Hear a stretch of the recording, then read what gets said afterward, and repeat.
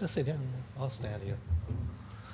Well, I mean, these three amazing words after this, all that I can say just wow. Yeah, well, I really would like to thank the three speakers for their fantastic presentation. And they certainly have, I would say, opened more than a window for us to see all the new possibilities of to applying science and technology to the study of art and art history. And it also gives us some of the ideas about what, usually when you work in the museum, authentication is one of these things that you have to face from day to day. But given the way that you could really recreate some of the things so close to the original, and I think that would be new challenges for our work in museum as well. And well, I think now we open the discussion to the floor. So if you have any questions, and for any of the speakers, please just go ahead and raise your hand. And we have a microphone on the floor, and we'll bring it over to you. And make sure that you do speak with the microphone, so in that case, my colleagues on the screen can hear you. Thanks.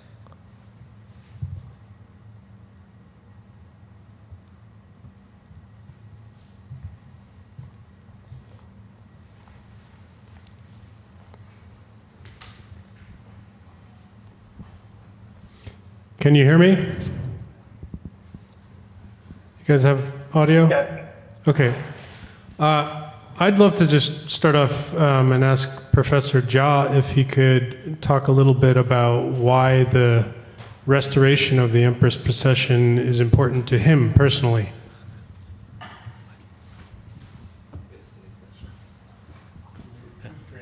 Can you ask again? I think I have to translate the question. Yeah, so Jason will translate. I just wanted to ask Professor Jia why he personally feels the restoration of the Empress Procession is important to him. 贾老师啊，现在我们这边有一个问题，就是想问您，为什么您就是从您自己来说呀，为什么您觉得这个复原这些曾被这个损毁的这些佛像，对您来讲，为什么是一件非常有意义的事情？主要是这个皇后礼佛图，皇后礼佛图为什么那么重要？我用汉语讲，孙老师翻译一下吧。可以啊。Well, Cassie is there too. 因为这个在中国嘛，历来对历史是比较重视的。我作为这个雕塑专业的教师，每次到石窟啊，或者到古代遗迹去看这些古代的艺术作品的时候，我们就发现其实是看不全的。这是在前20年的时候，我就感受到这个东西，这个事情。Well, in China, I think we always pay a lot of attention to history, which one of the things is always in our consciousness. And being a professor of art, I usually would travel to see the works of art in the sites, and especially at the caves. I always feel, the things there are incomplete. 贾老师，请接着讲。所以呢，我就开始翻阅在国外的一些博物馆里边的东西，发现了一个比较普遍的现象，就是说，其实这些遗迹里边最精美的和最好的那些部分呢，好像都不在国内了，这是一个很大的遗憾。So I started to browse the publications from overseas, and I gradually discovered that many of the things, especially the most exquisite part of these works, are no longer there in where the original place is, but they are rather scattered in overseas museums. 我从在西安交通大学任教到09年其实在2004年左右吧，我就开始在我们这个专业开这个数字化课程。Well, I've been teaching at Xi'an Jiaotong University for many years, and starting from 2008, I started. 2008 or 2004? Starting from 2004, I started to introduce the digital technology into my teaching. 2015年的时候，刚好认识了吴宏教授，那么我们在一起讨论这些问题的时候。他就提出来能不能在这方面做点事情，就促成了今天这件事情啊。我们感到很幸运。In 2015, I met Professor Wu Hong. We got to know each other. So in our discussions about art, and Professor Wu Hong raised a question, and he said, "Well, could you possibly do something?" To make some contribution for the restoration of these artworks. I think that was the beginning of our projects, and we are very grateful that we have this opportunity. 其实我跟我的团队，就是欧阳啊，还有陈强，我们总是想，能不能把这些东西原来消失的东西，能不能把它再还原？就这么一个基本想法。Me and my team, Professor Chen Qiang and Professor Ouyang Zhenyu, and the simple way, the idea that we have is a very simple idea. Could we possibly restore the things which are being missing from the original site? 我不知道我回答的能不能满意啊。Well, I'm not so sure if my answer satisfies your question. Thank you. 谢谢啊，蒋老师。Well, at our center, we were also very pleased to be able to start working with Xi'an Jiaotong University because we had already been scanning the missing pieces from many of these cave temples. And in order to do the restoration, we would have to work with an institution in China. 你要不要说两句中文跟蒋老师？我们也觉得这个合作那个计划很重要，因为我们以前已经开始扫描这些国外的流散的照相，所以我们能跟国内的人合作，才可以有效果，好的效果。我非常感谢你们在国外做的这些研究，没有你们那个基础呢，其实我们今天什么都做不成。基础是你们打下的，你们都搞了20来年了，我们合作才5年，所以我们只是一个在你们基础上继续做了点事情。Well, I would like to thank the colleagues for their research and their work, which have laid the basis and foundation for our work. Without their effort and without their tremendous work, I don't think that our work would have been possible. Eugene? Well, I'll first ask question in English. I'll maybe translate in Chinese so our speaker Thank you. understand better. Yeah. So this is for Zheng Yu, the last speaker, right? Chen Qiang is the last. Oh, sorry, got confused. Well, thank you very much. Well, I enjoy all the presentations. Really, very, very impressive. But I was really struck by what Professor Chen Qiang presented, using Gaussian method process to sample and really deep dive into the shape, the features, the traits of Buddha statues. Well, one thing that triggered me, or at least struck me, is that you have the possibility of 2 axes in terms of large sample analysis. One is that you have the historical axis. You can have that sense of distribution. Perhaps, I don't know how you tag those specimens. But I will imagine you probably have that historical axis so that you can probably observe certain kind of pattern, and I would be curious to know what sort of pattern you observe. Another is the geographical distribution, another axis. So one is time, another space. So geographic distribution, you have, all these Buddha heads that you digital gather from different regions of China or beyond. Again, look like you also are in a position to make some big observation on the basis of this massive distribution and your extrapolation, your abstraction, and then construction. And I would imagine you would also have some observation with regard to the pattern of the distribution of their traits.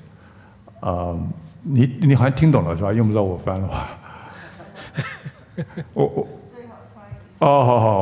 我想就是首先表示敬意，就是你做的工作太有意义了，真的是非常非常的震撼啊，也非常让人留下非常深刻印象。我想你采集了那么多数据建模，最后肯定得出两个走向的东西吧。一个就是时间上的，就是从多少世纪，你可以拉出一个发展的线索。那么从这个当中，因为你们掌握的 data 量很大，所以大概可以得出一些哪些规律性的结论就是从你观察它的这个发展流变。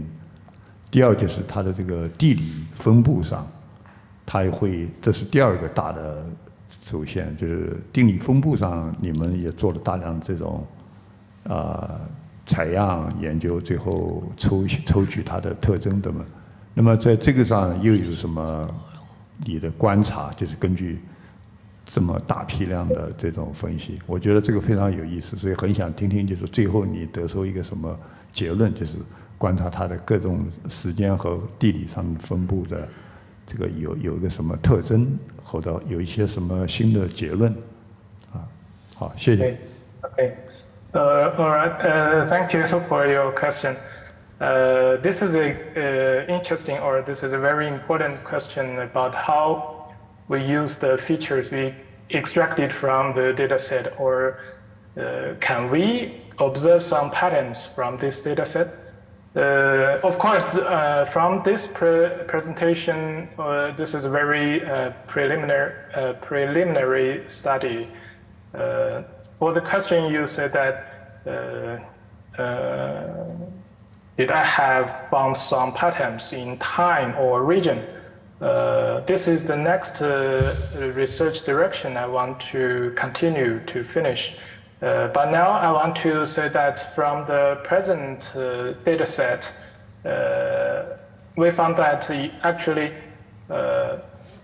the parameter of height and width ratio is high. The data set shows high ratio in height and width of the Beiwei dynasty, Northern Wei dynasty, but is relatively low in the Tang dynasty or other clans. But I have to say the data set is still small, and if we want to get some meaningful or interesting results from these methods, I think we need a much larger data set scale.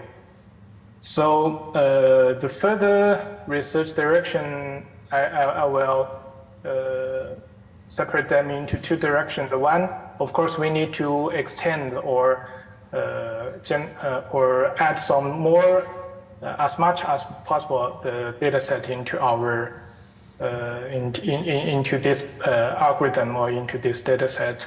And another way, we need to think out or figure out some new methods to get the 3D data, not only by the photogrammetry or 3D scanning methods. So there are too many other kinds of ways to get 3D data as much as possible, such as the deep learning methods.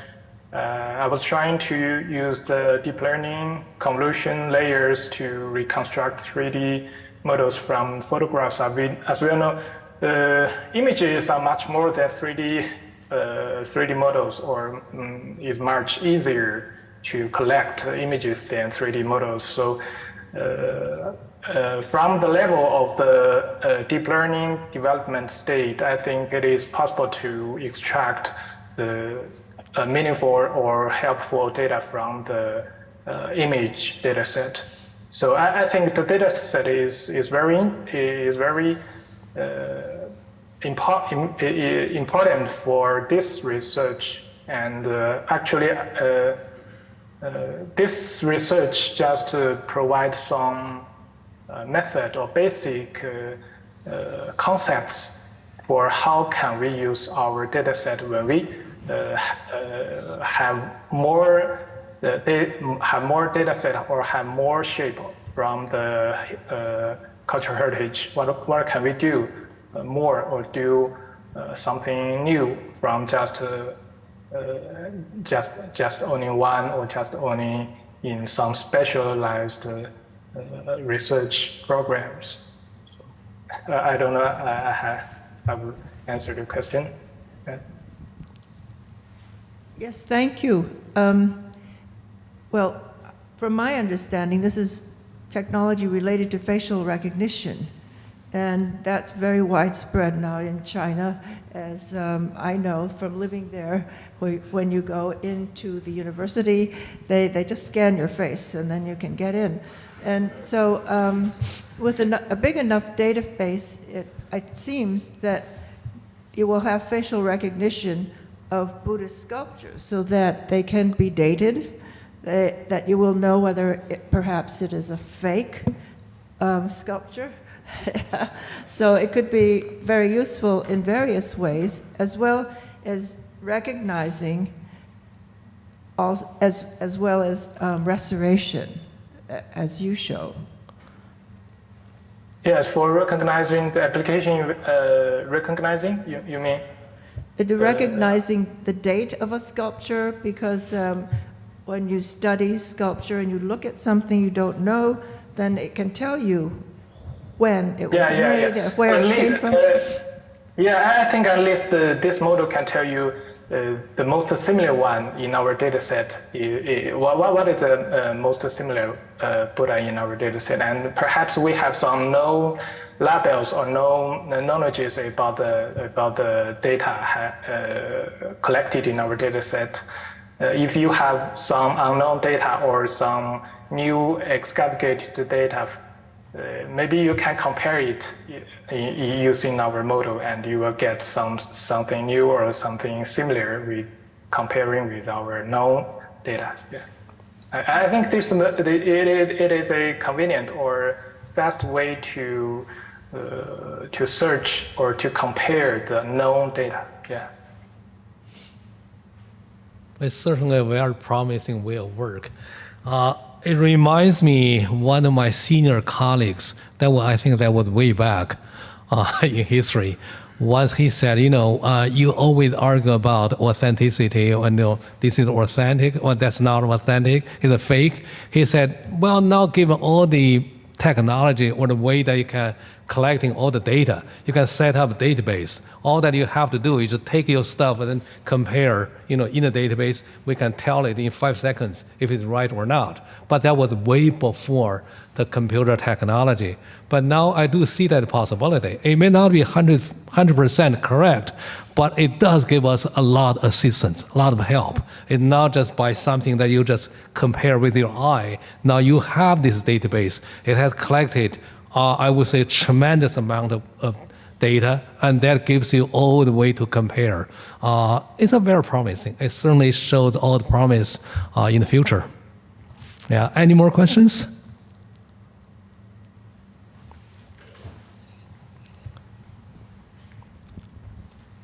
Yes, thank you so much. I first want to thank all of the speakers for providing so much information on their processes, down to the very formulas that they used, and all of the models and platforms. It's obviously a very advanced process and very impressive, but also extremely helpful to colleagues in the field. And my question also has to do with the Gaussian data set of Buddhist heads. I would like to ask what the horizon is for considering materiality, because I wonder if there's a diversity of materiality among the data points, such as stone versus wood, and then also considering the possibilities for creating forms based on the tools we think might have been used during that time. Because I think it's obvious that there's a lot of analysis based on formal attributes and kind of morphology, but I would like to understand how materiality could also be accommodated. Sorry, can you just translate a little the key information for me? I didn't hear it clearly. 伟正可以help。最主要就是问说，就是现在咱们做这个 facial recognition 其实已经非常好了，但是能不能就是能够注意到它的材质，比如材质的不同啊，因为有石头的、木头的方法，对，或是说它的那个它的雕刻的方式，是不是能够从那方面也能够截取一些信息等等之类的。Okay. For the materials, it shows in the data. I think it will be the color information. The majority of the information of the material will reflect in the color. Yes, the color information when we doing some data collection or 3D scanning, of course we have their color and their 3D shape. And of course, we can use the same method or similar methods to modeling their material or appearance information. It's just the same way. But in this research, the first step will focus more interest in the shape. So for the color or for the material, I think it is the same methods, but different data inputs. And what's the next question? Sorry, the material and what? 雕刻的技法。Okay.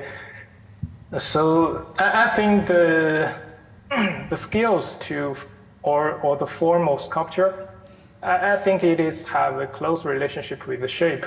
So and this presentation we just proposed a shape representation method or descriptor.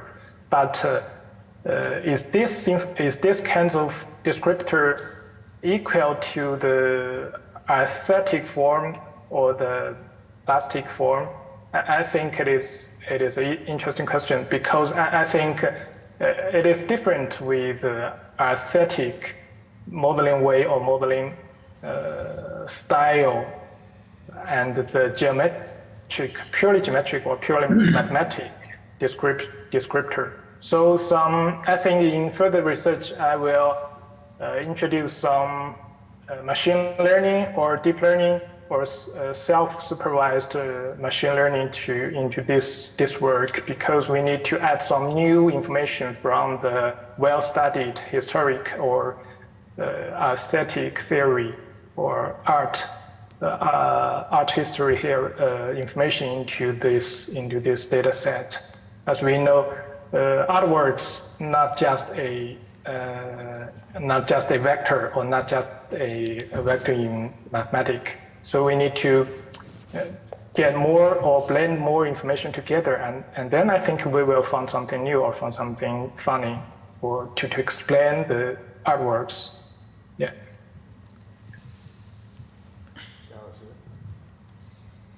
贾老师，您是不是要有什么呀？我可以说一点吗？可以。在材料问题上嘛，其实中国的雕塑嘛，彩绘泥塑这是很大一部分。另外呢，大部分是砂砾岩，就是沉积岩造的这种比较多，比如云冈啊，还有四川的一些地方啊。龙门就是石灰岩，石灰岩呢，当然它也不是火成岩，但是它比较脆。国内的花岗岩的这种质地的比较少，另外呢，在研究上呢，我们如果没有亲手的雕刻经验，就是你不会用传统做法去来雕琢这个材料，你就很难去了解这个材料的特征，以及它的刀痕。这个应该在陈强的将来以后再积累以后，它会有这种就是计算机也应该能识别它的痕迹的，因为同样的刀子在不同的材质上做的时候，它会有不同的结果。另外破碎的时候，它们的情况也是不一样的。比如砂砾岩，它更多的破碎是由于它的风化，它的粉状，就是由于那个冻融现象，就是水渗透的一点，然后一冻，然后它就坏。它和石灰岩不一样，石灰岩它是由水流造成的，然后呢由水造成的，或者是由这个比较锐器来磕碰的这种痕迹，它们是完全不同的。这个以后在我们积累多了以后的数据的时候，这些东西都会慢慢的得到一个规律性的解决。Well, let me see if I could remember should I? everything. Yeah, go ahead. Try? Go ahead. Yeah, go ahead. Professor Jia feels that with the bigger database, they will be able to identify methods of workmanship. And he mentions, for instance, that a particular type of chisel will make a different mark on a different type of material. And so this can be discerned in the future with better 3D models in the database. Also, with different kinds of materials, damage will look different. For instance, in sandstone, you see the pieces of sand, the particles break apart with freezing. If it gets wet, it freezes and it will crumble. But with limestone, the damage will look quite different. So these are all things that can be analyzed with a bigger database. Yes. Thank you.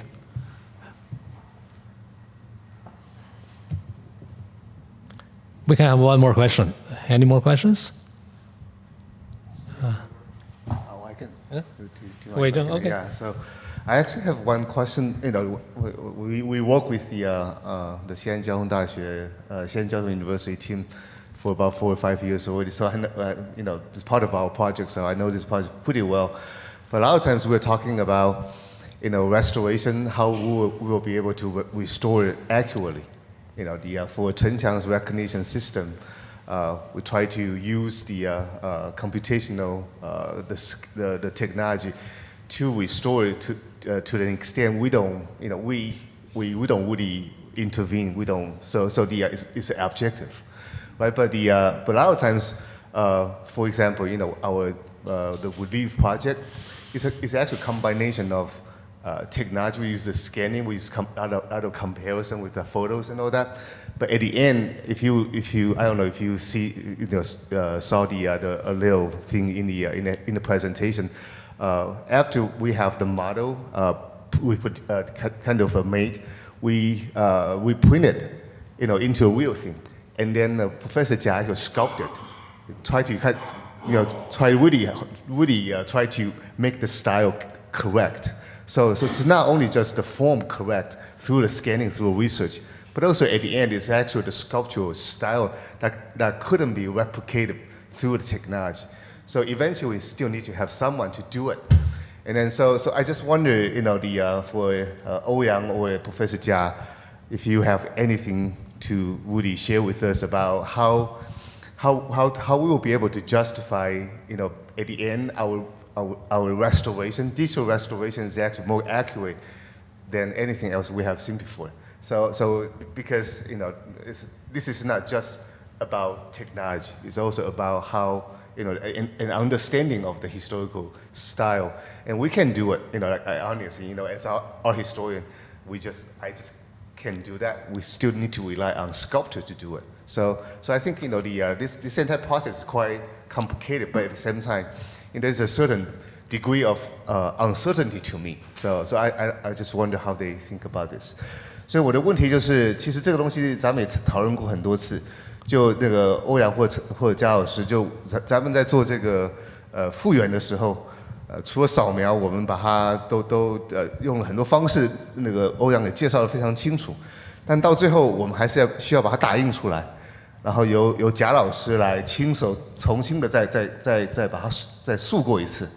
所以就是说，咱们这个复原，当然我觉得是非常的准确，但是也有一定程度的是我们再一次的再创作。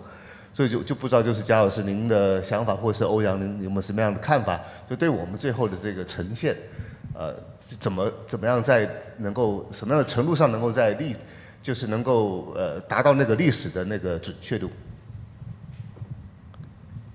欧阳答吗？还是我说？贾老师您说。我简单说吧，这个林老师提这个问题，正是我们现在正在考虑的问题。其实我们参与这个工作呢，也并不是很长时间。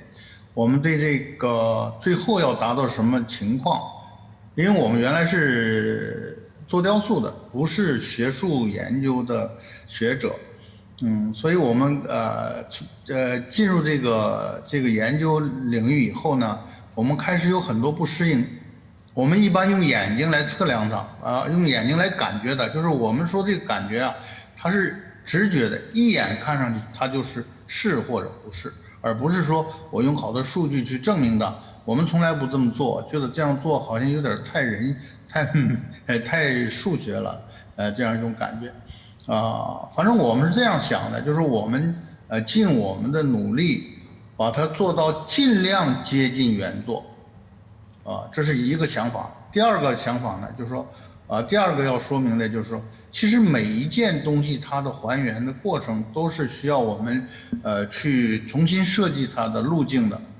比如说这次我们蒋老师一起要去还原响堂山的几个石窟，它几个石窟的情况也都不一样。比如这次为什么宾阳宗洞这个皇后礼佛图。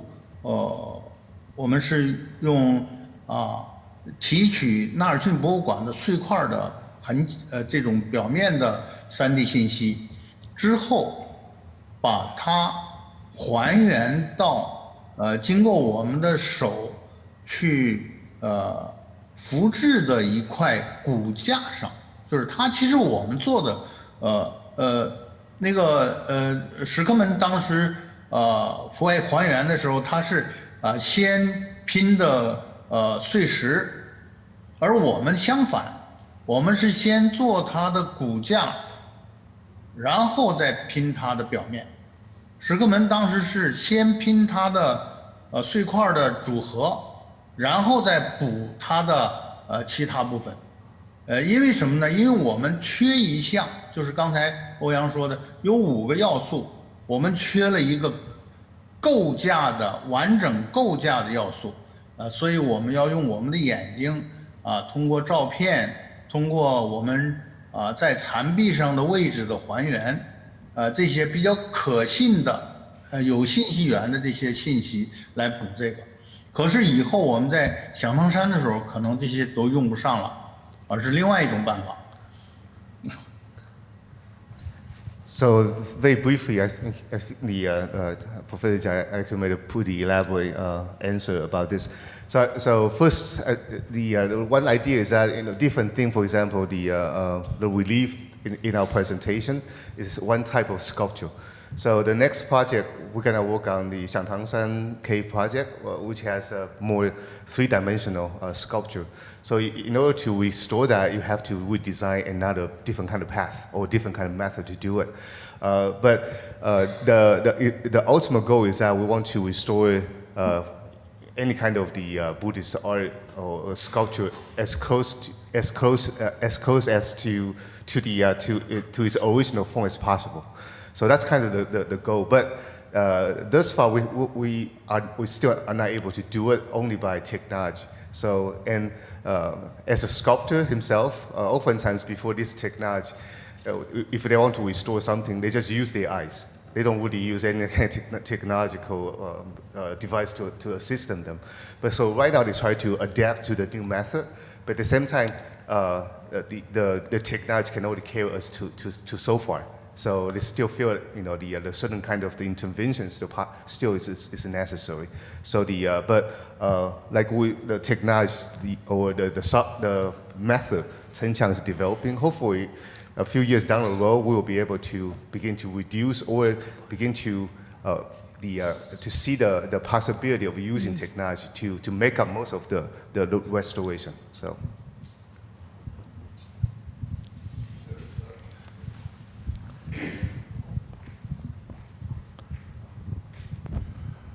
我先用中文说吧。I first speak Chinese。首先谢谢大家三位给这个非常精彩的讲话，而且就是显示你们这个工作的细致，还有这个对于这个现代技术的这种掌握，而且不断的在发掘吧，因为做的都是新的事情，不是别人已经做过的事情，所以虽然有技术，还得要考虑怎么去使用啊。So I first want to thank them for the wonderful presentations, especially showing how detailed, how devoted they are in making the new technology, using the new technology to tackle these complex historical problems. My question, 我的问题呢，主要是是一个需要讨论的问题，就是我们现在常常谈这个重构重构，但是这个重构呢，它可能有不同的解释，就是 my question is about the concept of reconstruction or restoration, because although we use this term, the term can have a different meaning. 比如说就是贾老师，我也希望跟你的团队来讨论，就是比如重构，我们有一个可以想象，就是把它重构成这个时刻在创造时的状态，就是在6世纪。So one idea is to restore the carving or recreate or reconstruct carving to the moment when it was first created in the 6th century. 好像现在你们做的是这个概念，就是因为看起来非常完整，就是原来创作的。但是还有一个可能性呢，就是说，我们把它可以重构成，就是它在1930年代前被破坏以前的状态，就是它从那个墙上被拿走前的状态。So another possibility is to reconstruct this carving and the context to the moment before it was taken from the cave. So that would be 1930s. 第二个这种重构，你就得考虑这个 time 时间，因为这个从6世纪到1930年，它这个整个的 cave 它已经不完全是原来的样子，而是经过了一些个风化，经过了一些个破坏，它有了这个时间的深度。So the second one, if we really want to restore the carving to 1930s, we have to consider the duration between the 6th century and 1930, because the carving already will have this temporal dimension in the 1930s, show the many traces of damage or warning or whatever.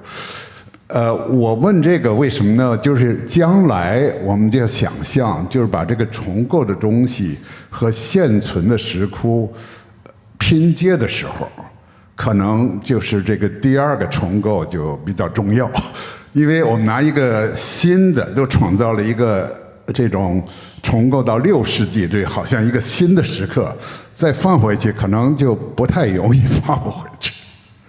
而我们如果说在想象中创造另一个 version， 就是另一个样板，可能有不同的样板。我的意思是说，不一定就是一种重构，可能有多种重构，可能就是第二种重构，比如想象一个1930年状态的。那时候，如果我们用别的方法和这个整个洞窟啊进行一种重合，可能就比较容易能够回去，因为都经过这个时间的什么。So 我的意思呢 ，So my thinking is reconstruction probably will have different versions based on different concepts and different needs. So we can have a version really imagining we can have restore original version in the 6th century. Or we can think about this later one in the 1930s. This second kind of reconstruction probably can allow us to put this carving back to the cave, because the cave is already after 1500 years. So if you just put a new, entirely new reconstruction back, maybe it's very hard to connect. So if we imagine reconstruct a single piece, complete piece, dating around 1930s, showing the trace of time, damage, or whatever, so maybe easier to connect this piece with the cave context. We can use new technology, use iPad, iPhone to connect this reconstruction with the cave context, probably easier rather than make a entirely new carving and back. But still, I'm thinking all this can be very useful. Just thinking about the concept of constellation. 我说的有点长啊，但是贾老师，我的意思就是说，这个重构啊，还是叫什么复原呢？可能是不是有不同的可能性？可能是不是可以做不止一种，而且可以做好几种这种，就是不同的版本啊，是吧？不同版本就是那个概念，因为这个重构的概念可以不一样，是吧？这个我说了2种，可能还有别的，就是因为这个重构它是一个需要研究的概念啊。看看贾老师有什么想法啊？是这样，那个吴老师说的，其实原来我们好像在微信里都讨论过。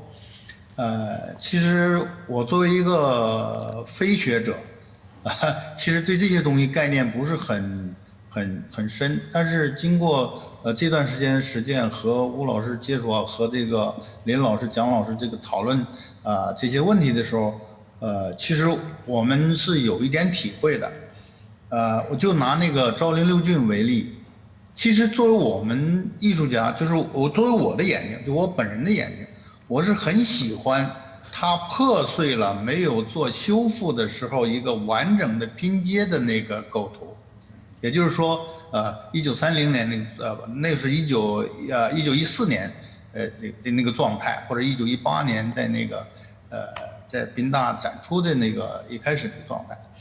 因为什么呢？因为那个陈强啊、欧阳我们一起领着学生，其实是把这个昭陵的包括司马门都还原了，然后我们呢把那个马呢也做了修复，就是这个马破碎的，包括风蚀的，还有它强力破坏的那些痕迹，我们都补上过。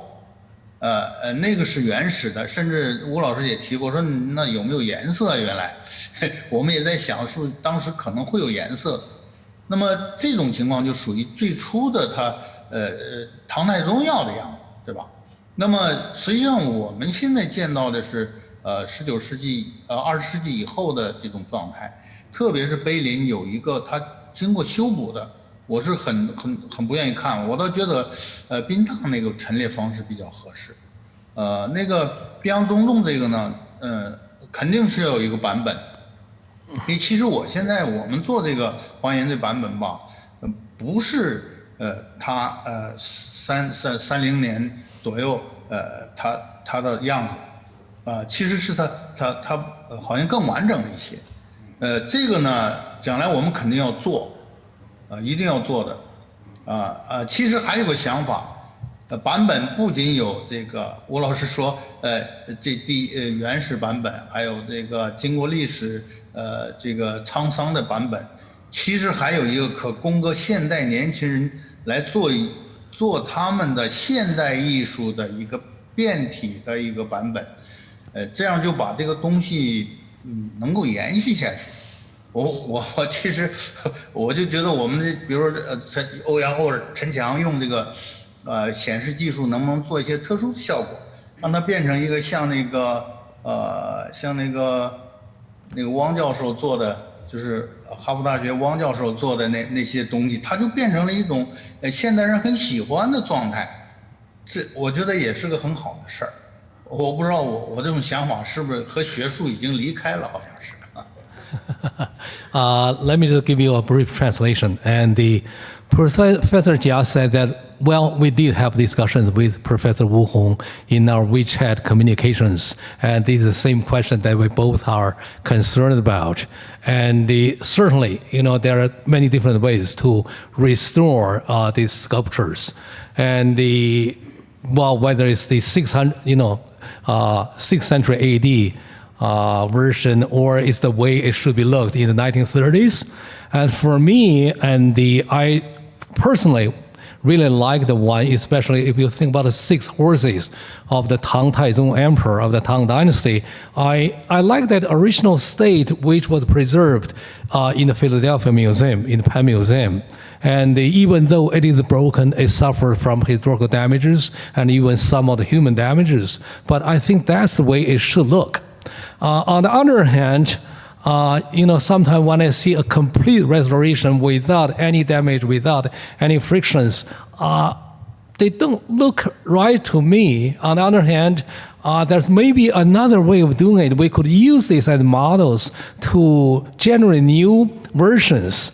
I like Professor Eugene Wang's dancing figures. I think that might be some of the things in the future. So I hope the young scholars, these young, talented, promising scholars, Professor Chen Qiang and Professor Ouyang Zhenyu, they probably could create something new, is a different version, but that may work with the younger generation. I think that certainly is a great thought. I'd like to thank the 3 speakers for their excellent, fantastic presentation, and very inspiring and very promising. And we have just 10 minutes for a very short break. So make good use of that 10 minutes. Thank you. Thank you very much.